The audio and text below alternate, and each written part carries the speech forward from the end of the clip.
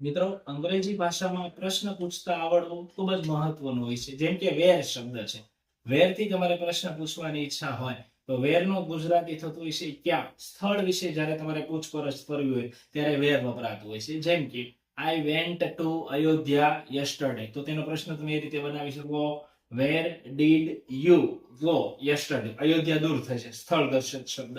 ત્યારબાદ આવું ધારો કે આપેલું છે કે we see a lion in forest. Forest સ્થળ છે, તેનો પ્રશ્ન પૂછવો હોય તો where did we see a lion? Question mark આવતો હોય છે લાસ્ટમાં.